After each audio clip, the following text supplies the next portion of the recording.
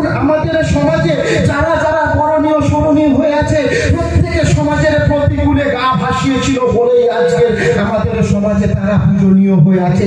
আমরা যদি যুব সমাজ যদি সমাজের প্রতিকূল দিকে পা না দিতে পারি, আমরা যদি প্রত্যেকে ওই অর্জুনের মতো যুদ্ধক্ষেত্রে দাঁড়িয়ে বলি কাদের সঙ্গে লড়াই করব, কাদের সঙ্গে যুদ্ধ করব, এরা তো সবাই আমার নিজের লোক, এদের সঙ্গে তুমি অস্ত্র ধরতে পারি না।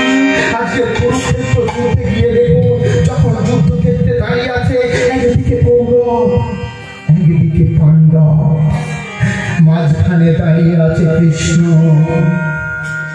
অর্জুন বলছে আমি কাদের সঙ্গে যুদ্ধ করব, কাদের বিরুদ্ধে আমি অস্ত্র তুলে ধরবো? অস্ত্র তুলে ধরার মতো ক্ষমতা আমার নেই, কারণ আমি যাদের বিরুদ্ধে অস্ত্র ধরবো সে আমার ভাই, সে আমার দাদা, সে আমার বৌদি, সে আমার আত্মীয়, সে আমার পরিজন। তাহলে আমি যদি আজ যুদ্ধ করি আমার নিজের বাড়ির মেয়েরা খাবে, আমার সমাজে হাহাকার পড়ে যাবে। আজকের সমাজে এই অর্জুন আমি, এই অর্জুন ওই ভাই, এই অর্জুন আপনি, এই অর্জুন উনি, এই অর্জুন তিনি। কারণ আজকের সমাজের বুকে এইরকম হাজারো ব্যাধিগ্রস্ত অবস্থায় আমরা দাঁড়িয়ে আছি। আমরা শুধু ভাবছি আমি কেন যাবো এই কাজে। এই গাড়িতে যখন গাড়ি নিয়ে আসছি রাস্তা দিয়ে ঝড় বৃষ্টি হয়েছে, কত বিড়াল এখান থেকে ওপারে বেরিয়ে যাচ্ছে। আমি ভাবছি আমি কেন গাড়িটা নিয়ে যাব, আমি গাড়িটা নিয়ে দাঁড়িয়ে থাকি, কোনো একটা গাড়ি আগে যা, আগে সে মরুক, তারপরে আমি বাঁচব। কতখানি কুসংস্কার। আমরা প্রত্যেকে নিজের ছেলেটাকে বাঁচানোর চেষ্টা করি, পরের ছেলেটা উচ্ছন্নে যায়, একবারও আমরা ভেবে দেখি না ওই ছেলেটাও তো কারোর না কারোর সন্তান। আজকের যদি আমরা এই কথাটা ভাবি, আজকের যুব সমাজ যদি এই কথাটা ভাবে, তাহলে আগামী প্রজন্মে যারা আসবে তারা কখনো পিছিয়ে পড়বে না। তাই দেখুন আজকের সমাজে অর্জুন আমরা হাজার সমস্যা মাথায় নিয়ে দাঁড়িয়ে আছি।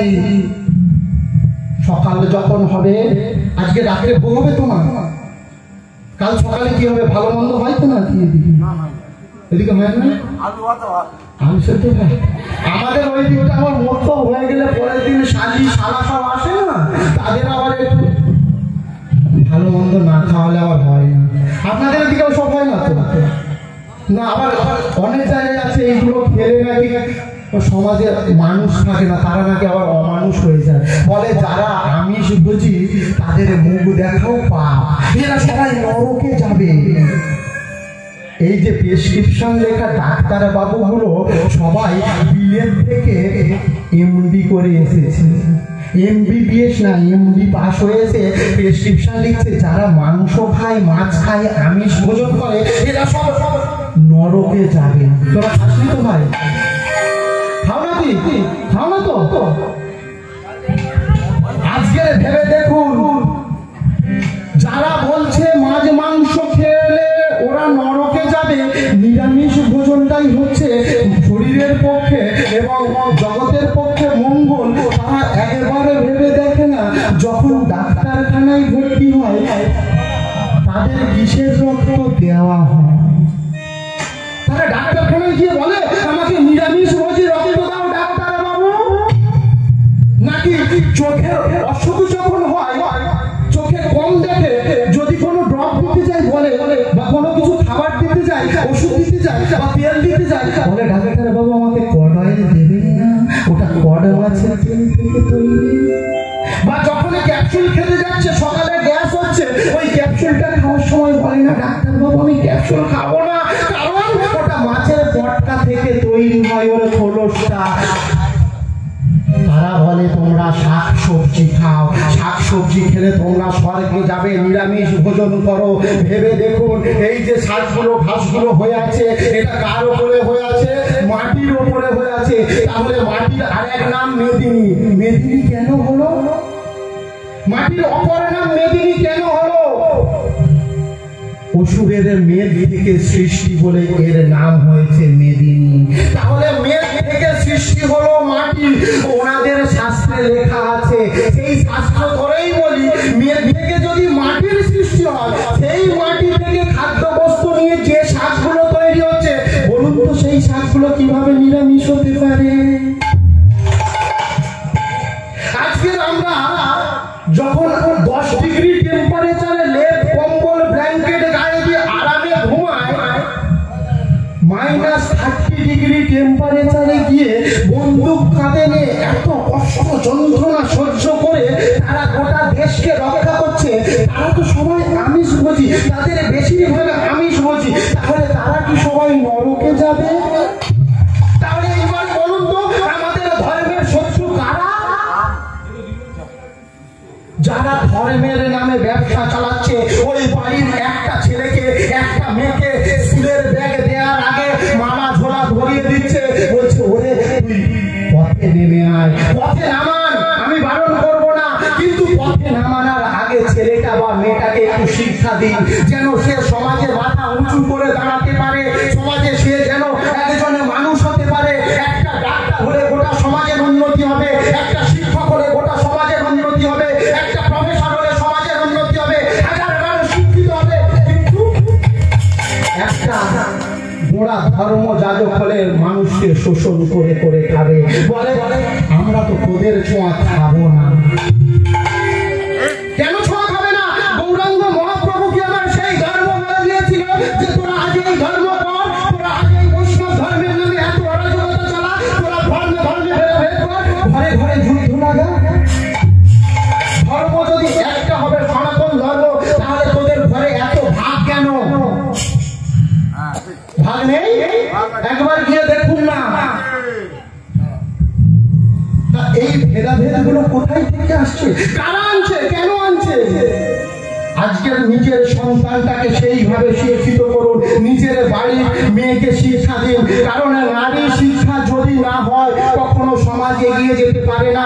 আজকের নারী শিক্ষার জন্য যখন জ্যোতিরাও ফুলে এবং সাবিত্রীবাই ফুলে আমাদের গোটা ভারতবর্ষের বুকে নিজেদের শ্রেষ্ঠত্বের স্বীকৃতি রেখে গেছেন, সেই সাবিত্রীবাই ফুলে ও জ্যোতিরাও ফুলে যদি না আসতো, আপনারা আজকে শিক্ষার গণ্ডি পেরোতে পারতেন না, স্কুলের দরজা দেখতে পারতেন না।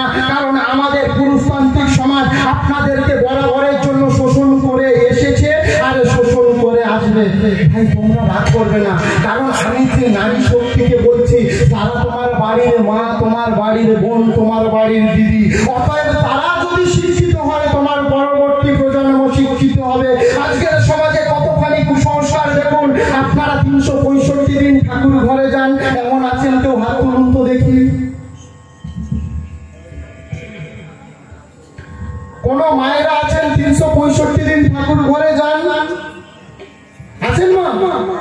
কেন যান না? কারণ মায়েরা হয় অসুচি, ঋতুমতী। তাই মায়েরা অসুচি অবস্থায় ঠাকুরের সেবা দিতে পারে না, তাই না বাবা? তাই তো মা, নাকি ভুল বললাম? আচ্ছা মা, আপনাদের কাছে সব থেকে বড় দেবতাকে বলুন তো? সতীবাড়ির সব থেকে বড় দেবতাকে বলো। এখন আর পতি বলতেও ভয় পায়। এদিকে পতি বলে যাবো, আবার ঘরে গিয়ে যদি আবার সতীনারীর বড় দেবতা পতি তো নাকি মা? আপনারা যখন ঋতুমতী হন ওই কদিন কি পতি দেবতাকে সেবা দেন? খুন্তি ধরতে হয় না? হয় না? কেন? কেন খুন্তি ধরবেন? ওই কদিনে খুন্তিটা নিয়ে হাতে ধরিয়ে দেবেন, তোমার খাবার তুই নিজে করে।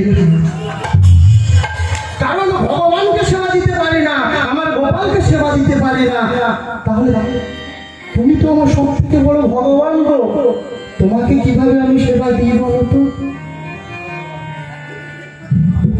আজকের দেখুন যেটাকে আমরা সব থেকে অসুচি বলে জানছি, গোটা জগৎ সংসার ধ্বংস হয়ে যেত যদি না নারী ঋতুমতী হতো। মা যদি না অসুচি হতো, তাহলে গোটা সমাজ আজ ধ্বংস হয়ে যেত। আজ জগৎ সৃষ্টি বলতে কিছুই থাকতো না। বলুন তো বা সত্যি করে চোখে হাত দিয়ে, ঋতুমতী নারী না হলে সেই নারী কখনো সন্তান জন্ম দিতে পারে?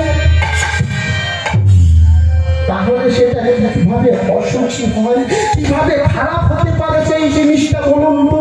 আজকের আমাদের সমাজ এত কুসংস্কারাচ্ছন্ন আছে, এই জিনিসগুলোকে ধীরে ধীরে ধুয়ে ফেলুন, মুছে ফেলুন। সময় এসেছে আপনারা পরিবর্তন হতে করতে শিখুন, নিজের বাড়ির মেয়েটাকে পরিবর্তন করুন। নিজের বাড়ির মেয়েটা যখন জন্ম নেয় না, মনটা ছোট হয়ে যায়। আমার এক বন্ধু, সে গত বছর তার একটা মেয়ে হয়েছে, গাধা 2 দিন দেখতে যায়নি। মেয়ে হয়েছে বলে 2 দিন দেখতে যায়নি তার বউকে। তার বউ একজন প্রাইমারি স্কুলের টিচার, আর সে MA BEd করেছে, শিক্ষিত হয়েছে।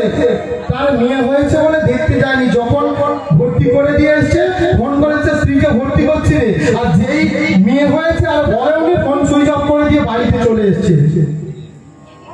2 দিন পরে যখন উত্তম মধ্যম করে সবাই দিয়েছে, হাতে দেয়নি, মুখে দিয়েছে, দিতে গিয়েছে, গিয়ে যেই না দেখেছে যে মেয়েটা বেশ খুব সুন্দর ফুটফুটে দেখতে হয়েছে, একেবারে মুখ দেখার পরে এখন একেবারে পুরো পাল্টে গেছে।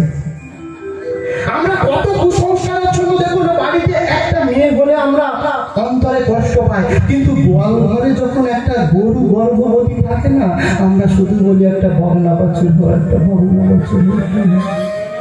কারণ এ হলে হাল টানার মতো ক্ষমতা আমাদের নেই, তাই তো? তাহলে আমাদের সমাজটাকে যদি আমরা নিজেরা না এগিয়ে ধরতে পারি, সমাজ কখনো এগিয়ে যাবে না।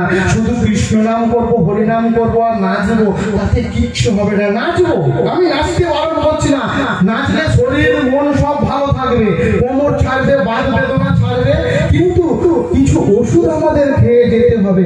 ওষুধ ছাড়া সংসারে বাঁচে না। তাই দেখো